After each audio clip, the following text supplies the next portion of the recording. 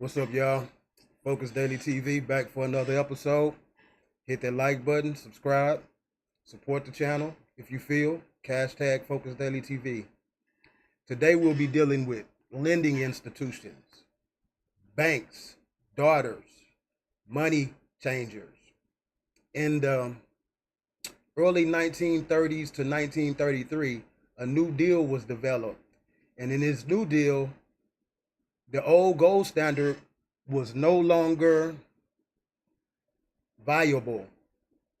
In order to more thoroughly disenfranchise the people of this land, they took us off our monetary system and introduced theirs, which put us into debt to corporations, banking institutes, and the money exchangers.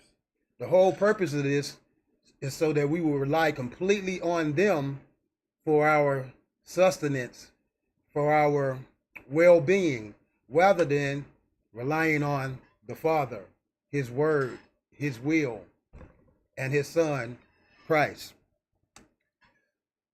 Let's get a little bit into this. You know how we do. It's about learning and about understanding so we can have some type of discernment about what's going on in this world today. Let me line that up a little better.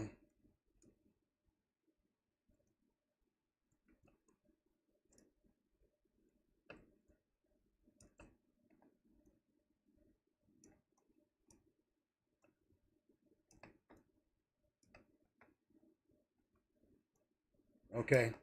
Executive Order 6102. Let's go into that. Executive Order 6102.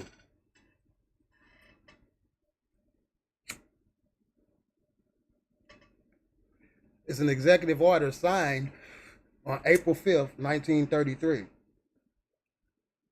by U.S. President Franklin D. Roosevelt, forbidding the hoarding of gold, gold bullion, gold certificates within the continental United States.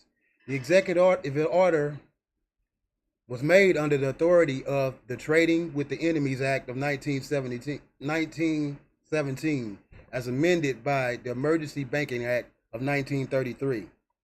Limitations on gold ownership in the United States was repealed after President Gerald Ford signed a bill legalizing private ownership of gold coins, bars, and certificates by an act of Congress codified Public Law 93-373. So basically, they ordered everybody to turn in their gold, to turn in, if you will, their self-sufficiency and their actual value in exchange for a fiat form of currency, a form of currency that leads to debt slavery and death. All right, let's watch this little film about the history of the gold standard. And I'm going to let y'all get out of here today. I try to keep it short and sweet and to the point. Almost 2,600 years ago, the first gold coins were minted and used for trade. Later on, people started storing their gold in well-guarded vaults and bought goods and services using the receipts given to them by those running the vaults. Pieces of paper they could always exchange for.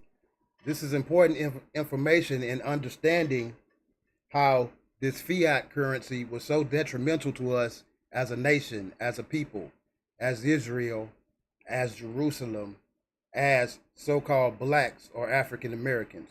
For real gold. That's how paper money first appeared, and things evolved from there. Initially, most currencies were pegged to gold directly, as the name gold standard suggests.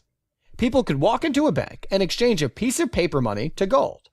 After 1945, however, this changed. Currencies were pegged to the dollar, which was pegged to gold at a rate of $35 per ounce. Individuals were no longer allowed to exchange paper money to gold, but central banks were. However, countries such as France ended up no longer trusting the US dollar and started converting their dollars to physical gold. The gold reserves of the US were getting depleted quickly, so President Nixon stopped allowing that. He took the United And the question is, where was this gold going? How was it being depleted? Where is it now today?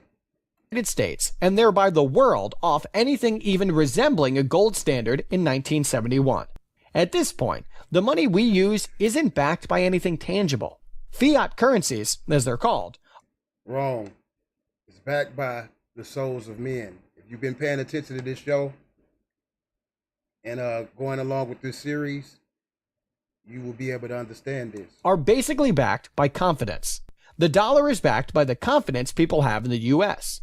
The British pound by people's confidence in the UK, and so on. The value of one currency compared to another, therefore fluctuates continuously. Confidence-driven supply and demand, if you will. Once again, this is just a short show today where I introduce these concepts of the gold standard, fiat cash, debt slavery, and I'm going step by step to ensure that it is as simple as possible for my people to understand. But until next time, my people, Focus Daily, y'all. You won't believe what Elon Musk did inside the walls of this building you see behind me. And subscribe. I'm here.